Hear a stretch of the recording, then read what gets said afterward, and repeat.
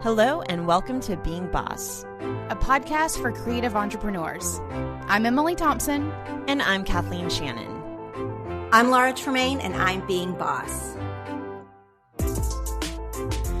Hey guys, Emily and Kathleen here, and today we are talking with Laura Tremaine, aka the Hollywood Housewife, about creativity and being creative even if you're not monetizing it yet.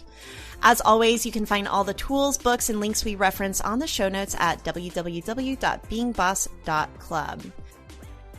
Hey guys, I think that you all know by now that we are huge fans of FreshBooks Cloud Accounting, and they've recently rolled out a new platform that is beautiful and intuitive and incredibly thoughtful. I even got to talk to their design team about what they were thinking as they were developing the new platform, and I cannot speak highly enough about how robust FreshBooks Cloud Accounting is, but also how intuitive and easy it is for a creative entrepreneur to use. You do not need a degree in accounting to keep track of your business. But what I really want to tell you today is that even if you are still really small in your work and maybe you just have a creative side hustle or you just started freelancing, it is never too soon to go ahead and start getting organized with your money. And hey, the more organized you get with it, the more of it you're going to make. I promise it seems to work that way. So you can try FreshBooks for free by going to www.freshbooks.com/beingboss and enter Being Boss in the How Did You Hear About Us section. All right, you guys, Laura Tremaine is a former blogger and current podcaster. She wrote online for 6 years as the Hollywood Housewife, but these days you can hear her as a regular host on the Girlfriend Chat podcast, Sorta Awesome, and on her own show, Smartest Person in the Room, a podcast about surrounding ourselves with smarter people. Laura also writes a monthly email called The Secret Post, where she shares what to read, where, and listen to right now. And you guys, I just have to share personally, I am such a fan of Laura. I've been following her stuff for years now. We crossed paths at a conference once, but you are also from Oklahoma.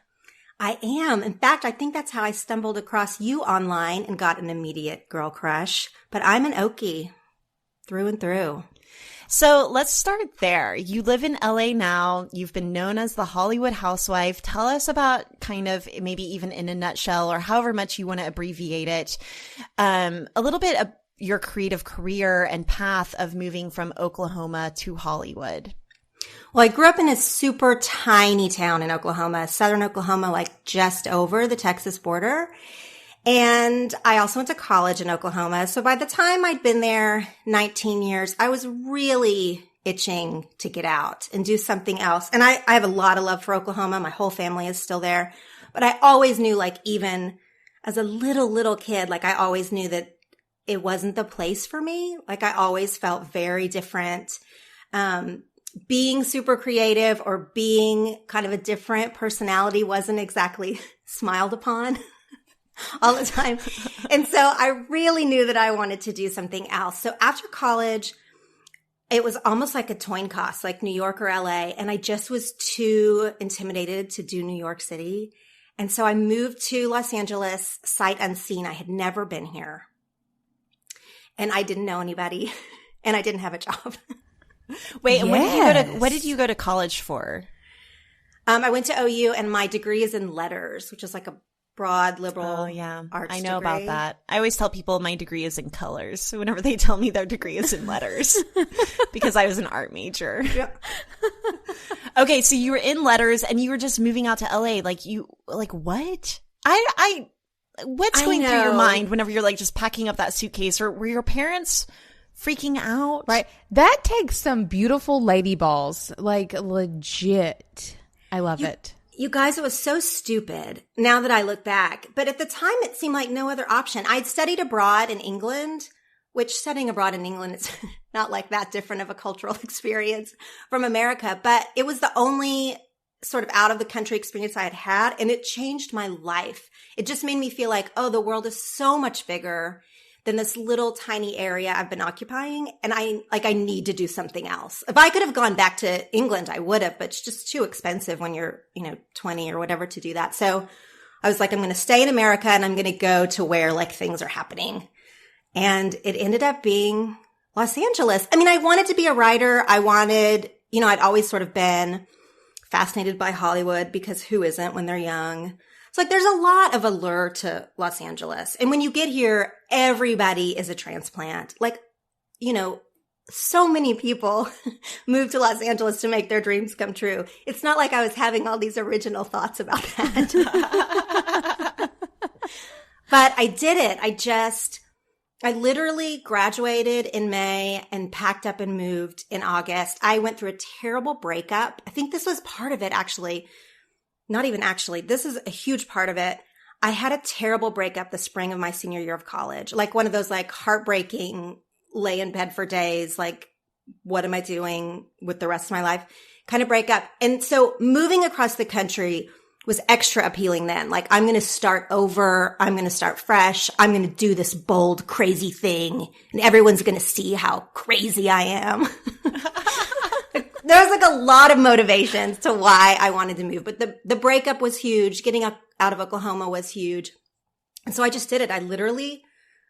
My brother and his Oklahoma pickup truck, like we put all my stuff in the back and we just drove across the country. And I got an apartment with an acquaintance. Friends kind of set us up on Hollywood Boulevard.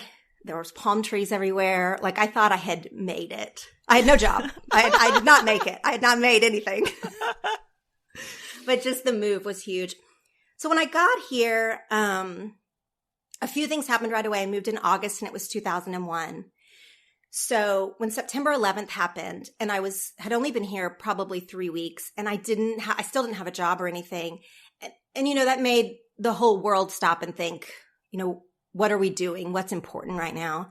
And I really wrestled with, should I go back home and be close to my family? I really have no reason to be out here. But I decided to stay. I kind of decided I was going to stick it out till the end of the calendar year.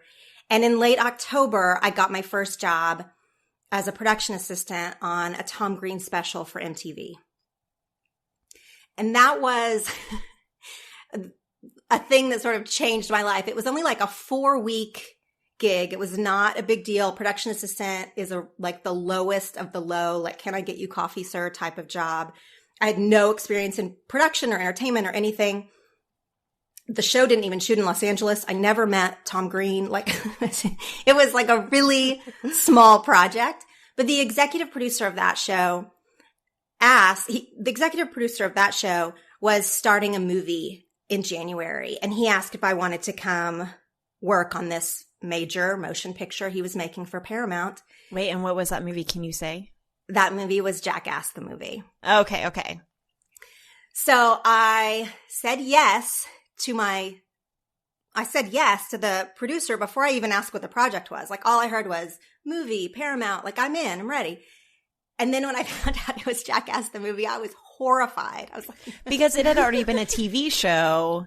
It had been a very popular TV show, very popular, but Johnny Knoxville and the creators, Jeff Tremaine and Spike Jonze, had walked away from it because they had gotten to the end of their rope being on TV. Like, they couldn't push the boundaries there anymore. There was a lot of imitation happening, and MTV was kind of shutting down their creativity a little bit. So they walked away from the show, but then were offered to do a movie where that would be a lot, it was rated R. They could have a lot more freedom there. So they started to do that movie. Now, I had never seen the TV show, but I knew enough to know, that franchise is horrifying. Like, it's like naked men and lots of penis jokes, and like it's pretty gnarly. Well, I don't know. Now in the age of the internet, it seems a little bit tame, but at the time it was crazy. I mean, I remember at the time we were watching those movies, and you guys, the movie plays a big role into Laura's whole life. We'll reveal that in a second. But I mean, it was just you would watch through, like, with your hands over your eyes.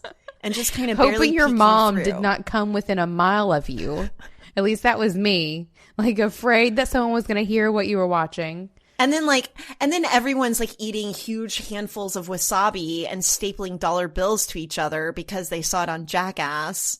So all my dude friends, like, it was just wasn't a good time. I'm pretty sure like ER visits were at an all-time high just after that. But I have a brother my friends too. I have a brother who's a sideshow performer who like swallows swords for a living. And I feel like, really that Jackass culture helped put that sort of thing mainstream a little bit. Okay, so Laura, then what happens? Well, on the set of Jackass, which, you guys are joking about telling your parents, like, I didn't even want to tell my parents this is what I was doing with my life, with my college degree. I bet. And I was still like the lowly PA. I still had a very small position, but I worked on that movie for, 7-8 months. It took up all of 2002 for me. And, it was on that movie that I met Jeff Tremaine. It was his first movie. He directed it. He created Jackass, and he eventually became my husband. So let's talk about this. You fell in love on set, or like, were you guys making out in broom closets, or? No, I wish that was part of the story, but no, like, he could not have been less interested in me. Like, I was a baby child to him. He's quite a bit older than me. So, but were you all about him? Did you get a crush, or? Oh, I had such a crush. I had such a crush. He was the only adult in the room, basically, in those days. Like, he is the Jackass daddy. Like, at the time, those guys, he's who they call when they're in jail, when they're in the hospital, like, whatever. Like, he was that guy. And I don't know why, because I was a little blonde-haired sorority girl from Oklahoma, but I thought that was very attractive. So I got a big crush.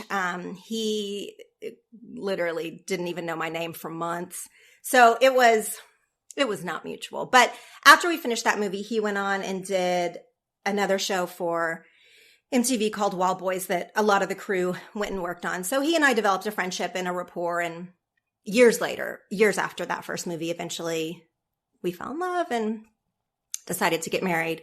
And in the meantime, I had worked on a lot of other things. I worked on some shows for VH1 and Fox and the CW, and I was doing a lot of production work, moving up from being the production assistant to moving up the ladder to coordinator and that kind of thing, all the way up to producer on a lot of those things. But a lot of these jobs in the entertainment industry, like 90% of the jobs in the entertainment industry, are not creative. So I wasn't using any creativity.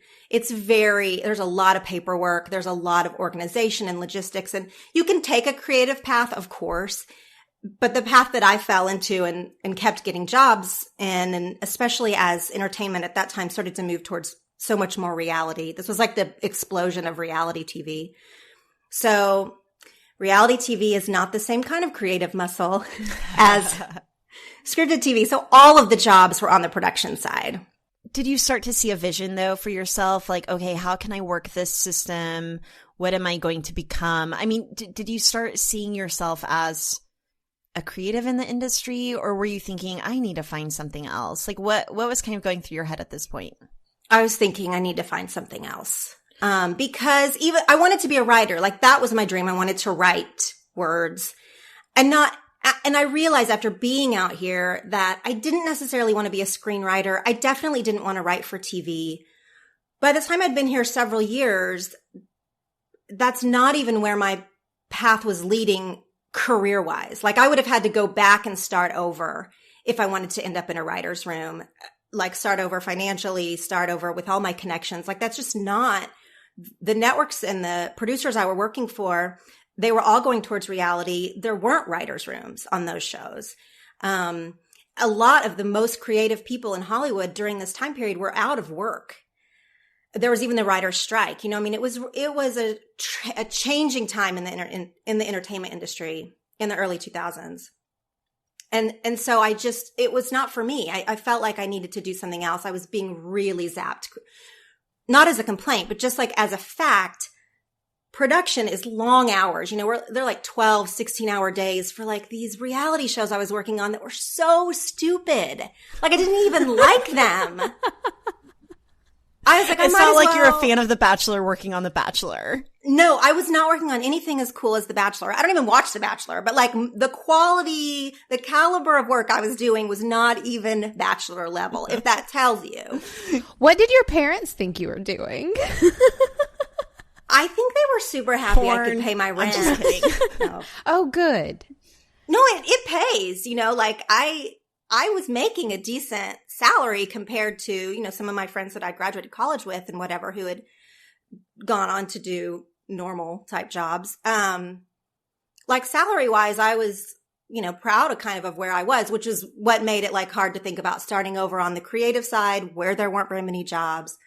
Like I was making it work, but it was sucking my soul. Okay. So then at what point do you get married and start having kids? So after Jeff made Jackass 2, which is the sequel, the Jackass movie. And did you work on Jackass 2? No, he would not let me work on it. Because were you guys married at this point or No, together? we were together. We were dating. This is a total side tangent because it caused a major rift in our relationship. Like I almost broke up with him over it, but he was like, no, you can't work on it. Like we're dating. Like I'm not going to have you work. I'm not going to have my girlfriend be like, because I would have been so much lower in the ladder, you know what I mean, than he is. And so he was like, we're not doing that. But to me, I'd been doing these bad reality shows. It would have been a great resume builder to go do a second movie for Paramount. So I was like, wait, but this is my career. Like I want to work on this big movie. And he was like, no.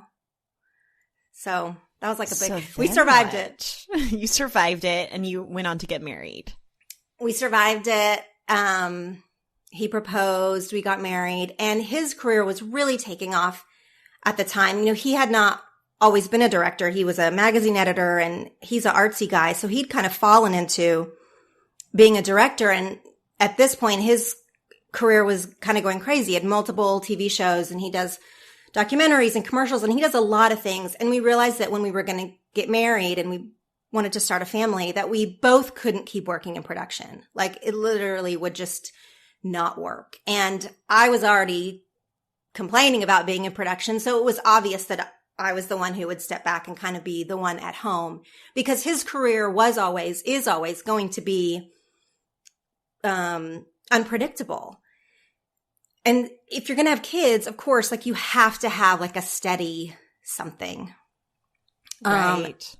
You have to have somebody at home. You just do not like at home, not working, but you have to have somebody who is the tent pole, of your family. And so that person became me.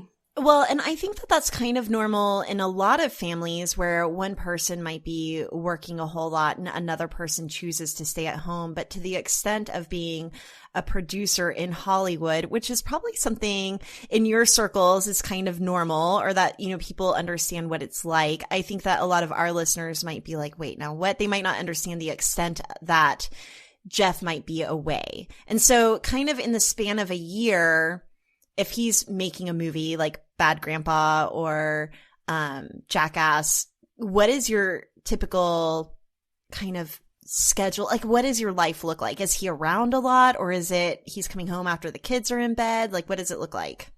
When he's making a movie, he is away. A lot of movies right now, for mostly tax reasons, do not shoot in California. So he is away. Sometimes for weeks and weeks at a time. And the TV shows that he works on, he still has quite a few TV shows. Most of them do shoot here and are on maybe a more predictable schedule. But the thing about entertainment is he might get a commercial and he has to leave, within 48 hours and he'll be gone for a week. Like it's all very last minute. It's very spontaneous. So for him to be able to say yes to these directing jobs that he gets, he has to know that I'm going to be there to take the kids to school or whatever. And he is all over the place again, because he has a lot of projects. But our first child was born in 2009, which then the very obvious thing for me to do was to start a mommy blog. Yeah. So I want to talk about that. So you quit your job in production, which is not really a career that you were wanting to build for yourself. You start a mommy blog. Tell us more about that. I started a mommy blog. I was definitely not on the early end of it, but I was kind of when they were really starting to thrive. I called it Hollywood Housewife pretty much as a joke. I mean, it was literal. Like, we literally lived in Hollywood and I was literally a housewife. But I meant it sort of tongue in cheek because the Real Housewives franchise had already gotten really popular and I'm like nothing like those women. Like right. I'm just not. And so it was kind of like a silly thing. However, mommy blogging for me and for a lot of women was like the absolute perfect medium. Like, I could write thoughtful posts about being a mom or my kid or whatever, but then I could also do like a full post about what lipstick to wear. Like, I could do all of my interests. I could gather on the blog and present them to the world. And it was instant gratification. Like, you know, people would see it immediately and comment or interact with me in some way. And I loved that. Like, it's like the best way to be creative instantly. Like, anybody could start a blog for no money at the time. You know, it was great. It was a great, also I had I had a baby and then, you know, a year and a half later, I had another baby. And so it was perfect. I could be at home. I could write. I got a lot of interaction. Los Angeles can be a really lonely city. And I had been very lonely after I got married. I wasn't working. Jeff and I were trying to have kids. I didn't have a lot of connections with other women in town. Once I started blogging and I was on Twitter, I started to make my best friends, like people I would have never known any other way. They found my blog. They found me on Twitter. Some of my favorite mom friends in Los Angeles, we met online and then we maybe met up at the park and had like a shy, weird friend first date, whatever. Like, all of that came through blogging. Okay, I have a question then about blogging. And this is like at the time whenever probably I would have lumped you in whenever you were mommy blogging with like Deuce, for example, Heather Armstrong, who is like huge. The like Kathleen. Is that is the most flattering thing anyone has ever said to me. And also wholly inaccurate. Okay, well, maybe at the time I was reading a bunch of mommy blogs around this time as a guilty pleasure. I think that I really loved reading mommy blogs before I ever became a mom. And then after I became a mom, I was like, I don't want to read anything about being a mom. But I was reading you and I was reading Deuce. So maybe that's why I'm lumping you guys together. Well, I do appreciate it, but that is not that. I don't even know what to say about that. That is, I would not put us together. She's like in the stratosphere she's like the queen of mommy vlogging. Okay, so let me ask you this first, because I want to start talking about kind of the decision around monetizing or not. And Emily, you jump in too if you have any questions. I'm just like kind of fangirling out and I have all the questions. I know. I see you just biting at the bit. So, is that how you say that?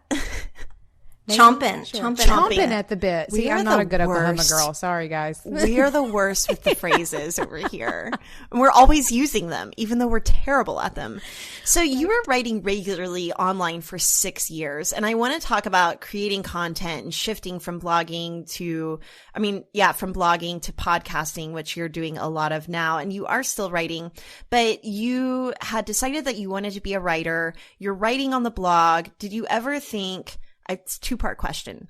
One, did you ever think, okay, how can I turn this into a book? How can I turn this into a career as writing? Obviously, you're married to a super successful producer, so maybe that idea of monetizing isn't super front of mind, but I just feel like if you had the drive to just pack up a truck and move to LA, you probably have this drive to make something, right? And so I'm curious if monetizing ever crossed your mind. And then second part of the question is, I'm curious how your writing changed over 6 years and if you were ever kind of thinking of what you want to be known for or the direction that you're like getting intentional about the direction in which you were writing. That's a lot of questions. I apologize. So about the monetizing, this was always a tension that I lived in because I had the luxury of not having to make my blog or any of my online work make enough money to pay my mortgage. Like that was never something that I really had to strive for. My husband's career, paid for our family life. So I was able to just pursue what I was doing online, always without that in the forefront of my mind. Even as blogging started to change and everybody started to monetize and everything like that, I didn't have to pursue that. I've always been able to have the freedom there. However, as I got into it, and I always treated it seriously, like I used to, back in the day, I would blog 5 days a week and I started to cut it down, but I always took the blog very seriously. And as it grew a following, I always struggled with monetizing it because you can say that you don't need that money, but what other currency is there? I mean, you can look at the currency of followers or page views. It's just not quite the same thing. If someone's paying you for your work, then to me, that made it a real thing. And especially increasingly as I spent more time on it and more effort on it, if someone says to you, a family member or friends or whatever, like, why are you pouring your whole self into this thing? If you can answer, well, I make this amount of money, then people are like, oh, okay. But if you just answer, I love it, people are like, is that a real thing? Right? Or I have all the online friends. That's even weirder. I made my friends. People are, all parts of it were weird to my friends and family. Like they didn't want, nobody encouraged me to stop doing it, but they were really like, what are you getting out of this? Like, why would you do this? Because I had kind of office hours for myself and I took it really seriously. And I think people did not want to work around that or understand that because it was still early enough that was kind of weird to meet friends on Twitter, to pour out your mommy soul for no reason. Like my parents are very private. They were like, why are we talking about our feelings on the internet? So it was hard for me. And I did monetize some. I ended up going that way. One, for the obvious reason of it would have been stupid to not. Like if you have a certain amount of, readership, then it just seemed like, why would I not take a little bit of advantage of what I've built here? But also because I was going to a lot of blog conferences and, having a lot of conversations with people. And it really made me feel like, oh, I have to do sponsored posts and I have to do this. And I really kind of fell into that mind spin of like, I'm not doing it right. I have to be doing all these things. So I went back and forth on that for years. A place that I kind of settled for myself on the money part was I make still to this day, almost all of my financial support for my online work is from affiliate sales, because I felt like with that, it felt true to my values. I wasn't taking sponsored opportunities that didn't match at all what I was doing. I didn't have to seek out and do the whole hustle of getting sponsors and, navigating that whole thing, which I tried for a little bit and it was just too exhausting.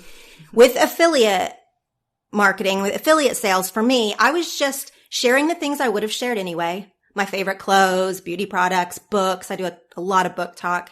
I would have wanted to share that with my audience anyway. So using an affiliate link there, it just felt very on the up and up. It's not, everybody knows what it is. And it started to bring in enough that it felt justifiable that I could not have to do some of the sponsored opportunities. Now, some of my blogging friends were getting huge, there was an explosion for a bit where they were getting huge thousands and thousands of dollars for one little post. And that was appealing. And I went back and forth on if I should be pursuing that. It just never felt right to me and what I was trying to do. So I'm curious a little bit then about your content and writing. One of the things I've always loved about your writing is you're just so good about writing about life and writing about the little details, like your favorite lipstick. Thank you for turning me on to some NARS. Or you're writing about some books that shook you to the core. Or you're writing about a shift in spirituality, or even just recently touching on politics. So I'm curious how your writing shifted, and did you ever think okay, I've got a book in me. This is really the question. Like, when are you writing a Kathleen book? wants to know when you're going to write a book. And I don't know if that's inappropriate to ask. Like, is it rude to ask someone, like, when are you writing a book? Is that almost like asking, like, when are you having a baby? No, but you know what? I'm going to tell you, Kathleen, something I've never said publicly. Okay. Let's work some magic here. I tried to write a book. I pitched a book and it didn't go anywhere. It was rejected. So did that. Just once? You guys are like, wait, what do we do now? Just once? No, I mean, I floated it. Like I pitched it around, How long ago was that? a year and a half, right before I closed my blog. It was last summer, like a year and a half ago summer. And well, this is a whole different tangent. Do y'all want to take this tangent? Yeah, let's do it. Yeah. If you're comfortable taking this tangent. I wanted to write the book partially for ego reasons. Like I've always wanted to write a book since I was a little girl. Like, have a book published would be amazing. And then because it seemed like a natural extension of the blog. Bloggers were getting book deals all over creation. It just seemed like the next step. Like when you get to a certain blog level, then you write a book. And I had what I still think is kind of a decent idea for the book, capitalizing on my blog audience and the things I'd written before, but also things that I'd never had talked about or written about before. So it's, I felt like marketing wise, I had a really good plan for what this next thing for me should be. And I put it together and it just there was no interest. Now that I have a little bit of distance in it, and I could see this actually pretty soon after it failed in several ways, my heart was not in it at all. Like I was doing it because it was the next thing I was supposed to do. And even though I did have a decent, marketing idea behind it, I don't know if you believe this way or not. I really feel like the universe kind of closed that door. Like was just like, this is not the right project. This is not the right time. Like this is not what's next for you. And so I suffered a lot of rejection, and I knew immediately as the doors were closing, I was like, I'm not even supposed to be doing this. Like, how sometimes when you get a no from someone, you get a rejection and then the part of you feels like, I'm going to fight for this. I know this is the right thing. I've had that. When I got my no's, I was like, oh, this isn't even the right thing. Like I felt relief. Yeah. But you are still compelled to create. You're still compelled to write. Yes. Would you say? I still think I do have a book in me. Like I do think that, for lots of reasons. I just think that that's what I want and where my talents go. But that was not the right one. Okay. I want to backtrack a little bit, not to dismiss that really heavy conversation.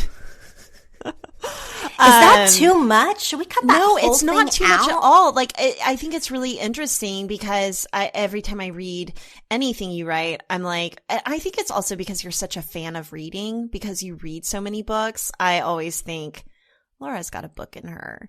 And so I'm just waiting for the day that you're like, I'm writing a book. And I think it's really, thank you for sharing that experience, because a lot of us have these kind of quiet failures, if you will, all the time. And here at Being Boss, we talk a lot about reframing failures as learning experiences, or it's not the right time or the right place. But I think that talking about the nuances of what that actually looked and felt like is important. So thank you for sharing. It's not too much at all. And I still feel like there's one in you. Well, me too. I don't think it's closed forever. I think that project was pretty handily shut. So did that lend to you closing down the blog, or was the blog already going to close? How did that, or did it at all play into you shutting down that part of your creative expression? It definitely led me to finally close the blog. However, I had been wanting to close the blog for over a year, but had kept it up because everyone told me you cannot get a book deal without a blog. Like it simply is not a thing that can be done. So I had been blogging pretty half-heartedly for about a year, kind of wanting to close it. And then when I realized that the book, when I realized that the book that would have been tied to the blog was not going to happen, it made it way easier to be like, oh, okay, I'm done with the blog. Like I'm actually kind of done with this whole section of the internet for right now. And so a few months after that, I closed the blog, the website that has all my archives, but I kept writing. So through the blog, one of the most important things that I do is send out these monthly emails called the secret posts. I started them while I was still blogging. It's, your basic email list. However, I started to kind of give those people more of myself. As my blog got bigger, I just started to get like really nervous about what I was putting out there into just free reign anybody. And of course, free reign anybody can sign up to be on my secret posts, but you have to kind of want it to get emails from someone. You know what I mean? You can't really lurk as much. I think also, I don't know if you noticed this, but I certainly noticed it towards the end of my trajectory in blogging, which I still miss to this day. I think there's this aspect of like getting your roots in something and feeling like you have to stay attached to it or honor it by still hammering something out on a keyboard every day. But for me, I noticed that the engagement on my blog was going down. Commenting was not what it used to be. It was harder to make those blog buddies and good friends that you end up going on vacation with one day. I don't know that that could happen again today necessarily. Maybe so, but in my experience, that chapter of my life was coming to a sizzle. And at the same time, I was starting to podcast, and I noticed that you picked up podcasting, which I was super stoked about because I found it was a new place to be candid, and someone's really going to have to invest a lot of time to listen to a lot of what you're having to say and misinterpret it. Like I just felt really vulnerable to people misunderstanding what I was writing, which then just made me feel like a shit writer. But with podcasting, I was just really excited and engaging in the conversation. And I think that just as you were talented in writing, you're even more talented or equally talented in podcasting and interviewing. So instantly I'm like, okay, Laura's now going to get a radio show or a TV show because you're in Hollywood. And maybe this is like the entrepreneur in me that's constantly like monetize. Not that I think that that's the priority or the most important thing. And maybe especially in your experience, Laura, maybe it's not the most important thing. So I guess my ultimate question is, how do you feel about podcasting now? And what do you think it's done with your creativity? And I want to hear a little bit even about how you kind of prioritize creativity in your life. You're really dreaming big for me, Kathleen. I like it. She'll go there. I like it. It's wonderful. So podcasting, I just accepted. At the beginning, I just accepted an invitation from my dear long high school friend, Megan Teets, who had been a very successful blogger and had published a book and done all of that. She closed down her blog and started a podcast and was looking for co-hosts. So when I first just said yes to her, it was almost just as a favor. I had listened to like Serial and, This American Life, some like basics, but I wasn't super into podcasting. She started a girlfriend chat show called Sorta Awesome, and I'm one of 3 other rotating co-hosts. And I instantly took to it. Actually, I was really surprised by what you were saying. Like, it's a different connection it's a different connection to use your voice, your like literal voice in people's ears. Your meaning comes across, I think, a lot clearer, and it's like an intimacy almost, with the people who hear you for an hour, like that's like a whole different journey they're taking with you. So I loved being on that show with Megan. Sorta Awesome is a really positive show. It has built up a really great community around it. But I was only on once a month, and I got to do a mix of topics, light and heavy, and it was just a great kind of place to cut my teeth. But after a while, I realized, well, not even after a while, but it was definitely Megan's show. It's her style. It's her kind of brand of what she's doing. And the kind of things that I wanted to be doing is really pretty different. So she was really pushing me to do my own show. And I was hesitant because podcasting is a lot of work. Yeah. So last summer, I finally kind of said, yes, there are enough of these conversations I want to be having publicly that I'm going to do my own, but I'm going to set it up in a way that works for me. And once I gave myself permission to do that, instead of it being a weekly show or, all the different ways that they say you kind of have to do podcasting for it to work.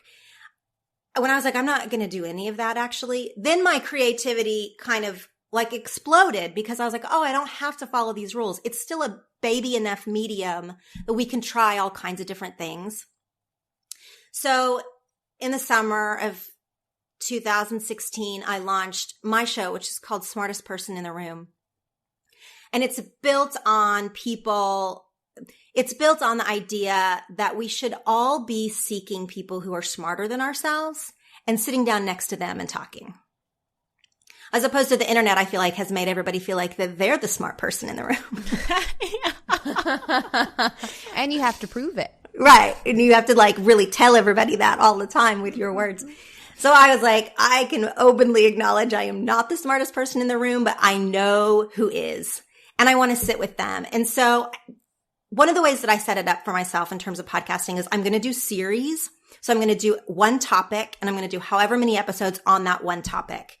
And then we'll call that done. And then we'll start a new topic. It's not necessarily weekly because I do the series and then I might take a break and then there'll be a new series. I just set up the structure of it in a way that worked for me creatively. And it's been great. I like that I can experiment without the stakes being so high or without feeling I have to monetize it because I have to. Eventually when anything gets to a certain amount of growth, it's nice to monetize it to pay for your expenses. But right now we're still in that stage of where it's manageable for Megan, who produces it for me. So we're able to handle it ourselves right now. And we have big ideas and big things for 2017. And it's fun to kind of dream and play. Each series is going to be a little different. And it's been great. And like blogging, podcasting is something I can do from home. My kids are getting older, but still I need to be close, and fairly flexible because Jeff's still doing all his crazy business. So it's really, really working and having a lot of freedom to do it the way I want to do it instead of listening to everybody telling me how I have to do it has been huge. Right. I think the thing that I'm getting from this whole conversation, or I guess the conversation I want to have now is around this idea of creating to create, because Kathleen and I are obviously creators for money. And for both of us, there's some level of Kathleen and I just have that drive to solve the problem of monetization. That's a fun little puzzle that we get to work out in our heads. Well, and it's also our job for all of our Clubhouse members. I mean, we do a lot of coaching around that too. So we instantly go there. Definitely. We're always there. We're always there with this idea of monetizing. But another thing that we also see is that monetizing can cut off the joy of creativity. Or even like you were saying with the podcast, this idea that having these rules, once you break them, your creativity explodes. And monetizing will create rules and boundaries that you have to work within. I even think about our secret episodes that we do for our Clubhouse. Kathleen and I can play with those a little bit more because one,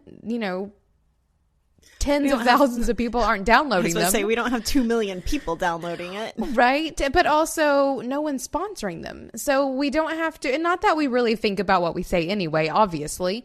But we can be a little more open about what it is that we want to say and how we want to say it, or the topics that we talk about. So I'd love to talk to you both, I guess, about this idea of I don't know, the creative freedom you have when you are free to just create. But also something you talked about earlier in regards to finding this need to monetize or to make it make sense to everyone else, because it's not acceptable to everyone to just have creative fulfillment from something. So go at that, one of you. I think it's a double-edged sword though, because there is a lot of freedom in not having to monetize, or once you've monetized, kind of maintain and grow. However, then you're having to dig deep for 100% self-motivation.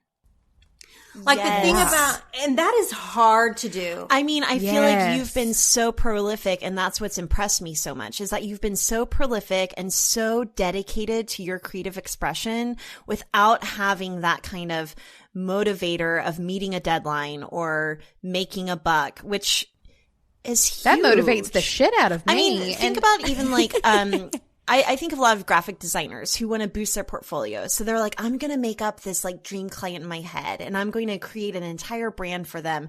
And then it never gets done, or it's not good because they don't have any resistance. Like they don't have anything to push their ideas up against.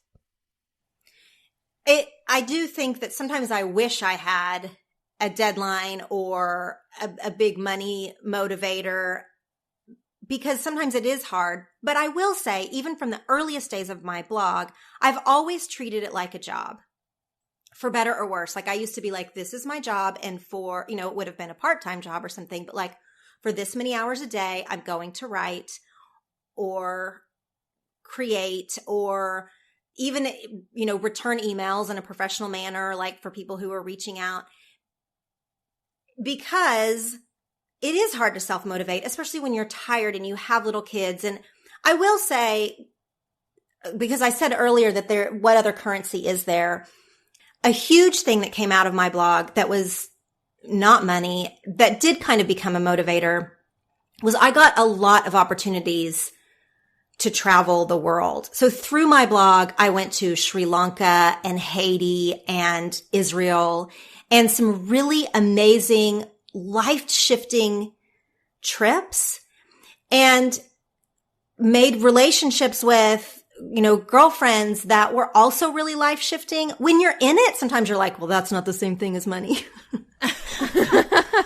But when you can, like, now that I'm done with blogging, when I can step back, I can be like, no, you know what? In the whole of my life, that was really important. And so I'm going to take that as the win, even though it was not dollars in my account. And now that I don't have the blog, which the blog was a daily discipline, even if I didn't write there daily, I was doing something blog related every single day. I have struggled a little bit more with,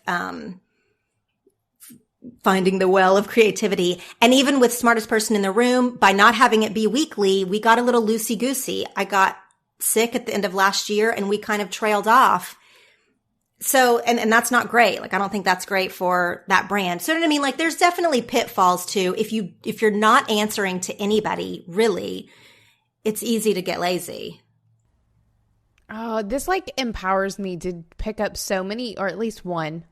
We'll start with one, like Hearty Passion Project that really does test like just self-discipline that doesn't have any like outward metrics. It's just me creating for my own fulfillment. Yeah, I'm curious, Laura, would you consider the blog and the secret posts and your podcast, would you consider those passion projects? Like what, or do you consider them work? And one of the things I love that you said is that you treated your blog like work. And I know that you've been openly unapologetic about even having childcare for your kids so that you could work on your blog. So I'm curious, do you consider it more of like a creative outlet or a passion project or work? I do consider it work. I mean, I could spin the answer to this either way, honestly, but I do think this is my work. Like, I think that this is what I'm putting into the world. Smartest Person in the Room, especially, is a really important project to me. And so while I'm very passionate about it, I treat it as work. My husband treats it as my work. Like, we speak about it in a way that, like you would any other career that was paying you a salary or any kind of wage. So like, I do think of it as my work in the world right now. I do.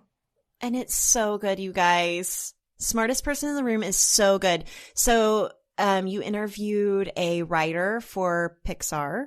Am I saying that right? It was a writer for Pixar, right? He's the screenwriter for Disney, Pixar now. He wrote Zootopia. He also wrote Wreck-It Ralph. He's now writing and directing Wreck-It Ralph 2. That was the very first episode of Smartest Person in the Room. It was so good. And then, of course, Beyonce's set designer. Of course, I was losing my mind. And here's what I love about Smartest Person in the Room is that you're asking all the questions that I want to ask creatives about their creative process. And I think that you are so incredibly smart in the questions that you ask. Maybe because it's just the ones that I want to ask. And then you're asking them. I'm like, yes, thank you, Laura, for asking the question because I really needed to know the answer.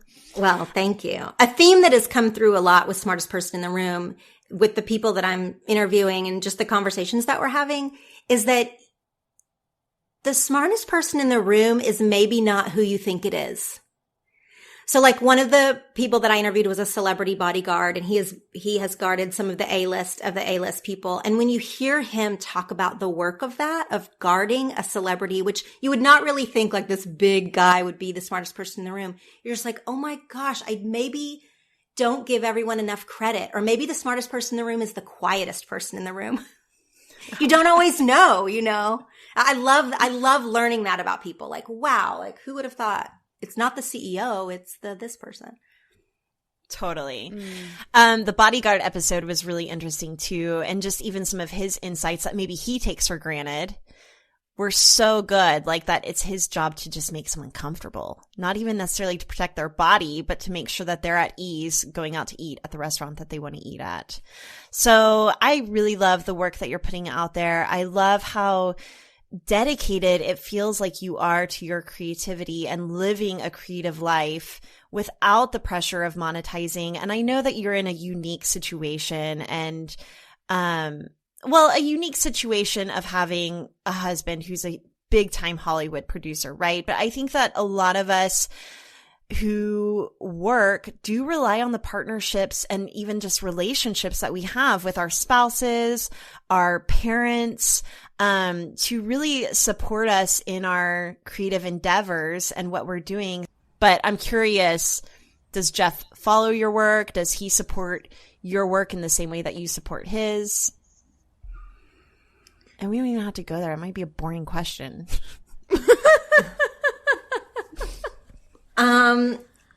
I do think that when two creative people live in a house, it's probably a different dynamic than if you have one partner who's not creative and one who is, because Jeff and I really understand each other a lot. We're doing vastly different things, and his work, probably more than mine, has a lot of tedium to it sometimes that's not creative at all that he has to deal with. But I feel like we do give each other a lot of grace in, a creative person is maybe in a weird brain space half the time or more. Half? And I feel like he and I kind of understand that about each other, where we give each other a lot of room to be, kind of moody or very preoccupied with whatever we're working on. We're both creative and so we're not really frustrated with each other in that way. We also both have things going on often like at our house. So one time I recorded a podcast episode upstairs. He was shooting a documentary interview downstairs. Like that's really normal in our life. To both be doing something in the house that's very creative. And I love that about our life. I love that about Los Angeles. Like I feel like that is happening all over town. There's, a movie shooting on the corner and this guy's at the coffee shop working on his screenplay. Like everybody is sort of working on something. And that can be an eye roll or that can be totally inspirational. And I find it to be inspirational. I think it's super inspirational. And even just thinking about your family dynamic of both being creatives, I'm married to an engineer and Emily's man counts dollar bills. So So it is a little bit different. And as you were talking earlier about, I don't know, you mentioned you mentioned something about Jeff. I had that thought too. Like, you both being creatives and understanding that, you know, a lot of what you do is just doing it for your own sake and, you know, having to have that inner gratification before you can move forward with getting any sort of outer gratification. And I feel like there probably is that really good understanding there that is important. Also, you know, when I couldn't make the book thing happen, even though I was, you know, part of me was really relieved to not have to actually follow through on this thing that I was only half-hearted in. The other part was like a big ego hit, right? Like I was like, oh my gosh, I got all these rejections. And so in that part, when Jeff tried to comfort me, I was like, well, you wouldn't know, like you're so successful. All of your stuff works. And he was like, have you lost your mind? And so he was then listing off the many projects that he's tried to make go that haven't. And I was like, you're right. Like, the other side of being creatives together in a house is that we both get rejections more than usual. You know, there's kind of, you know, the other side to it. It's not all like happy, lovely art painting all the time. Like there's kind of the other side of it. But I do think that having him understand that and not judge that towards me it's wonderful. Oh, that's awesome. Good. Laura, I'm curious, when do you feel most boss? I didn't prepare for this. That's okay.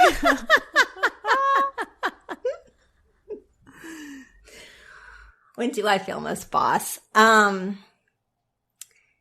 feel most boss at the end of the day when I'm like cooking a good dinner. My kids are in the kitchen doing their homework. I have done something creative that day. Like I've ticked all of my boxes. That's when I feel like, okay, I am doing this. That is a good answer. That's when I feel most boss too. You know, I mean, it is funny because it's not even whenever I'm getting the acceptance letters. You know, it really is kind of that end of the day, I feel like I've done good work. Yes. It's more of like a wholehearted feeling. I feel like we're doing this. I know. Mine was in the tub. Again, end of day. Right? Did all the things. Okay, every time I'm in the tub, I look at the disgusting, like, caulk around the corner that needs to be fixed, and I think Oprah's tub would literally never look like this. There's, like, there's, like, a hair, you know, like, wrapped around the soap. Oh, my God. And literally, every time I take a bath, I think about Oprah's bathtub and probably how immaculate it is. I bet it's beautiful. Goals. Hashtag goals. Right? Tub goals. All right, Laura, thank you so much for joining us. Where can our listeners check out your work? You can go to lauratremaine.com and you will find all my social media channels, both the podcasts I'm on, and sign up to get my monthly secret posts. And we'll be sure to include links to all of that in the show notes. Thanks again, Laura, for joining us. It was so much fun chatting with you. Thank you. You guys, in 2016, my calendar was insane. There were literally days I would go without eating lunch because my calendar was so booked full of appointments and meetings. And you regular listeners know how much I love my food. So I finally got on the Acuity scheduling train. The best part about setting up Acuity was actually taking a step back and deciding what I wanted my schedule to actually look like. I then designated times for work and times for meetings, and my calendar is looking so much more sane these days. Also, for those of you who aren't very tech savvy, don't fret. Acuity scheduling is really easy and not so hard to set up. It takes a little bit of groundwork up front, but you'll be so thankful for it whenever your calendar looks exactly the way you want it to. Sign up for a free 60-day trial of Scheduling Sanity at acuityscheduling.com/beingboss. Thank you for listening to Being Boss. Find articles, show notes, and downloads at www.beingboss.club. If you're a creative entrepreneur, freelancer, or a small business owner who is ready to take your goals to the next level, check out the Being Boss Clubhouse, a 2-day online retreat followed by a year of community support, monthly masterclasses, book club, secret episodes, and optional in-person retreats. Find more at www.beingboss.club/clubhouse. Thank you so much to our team and sponsors who make Being Boss possible. Our sound engineer and web developer, Corey Winter, our editorial director and content manager, Caitlin Brame, our community manager and social media director, Sharon Lukey, and our bean counter, David Austin, with support from Braid Creative and Indie Shopography. Do the work, be boss, and we'll see you next week.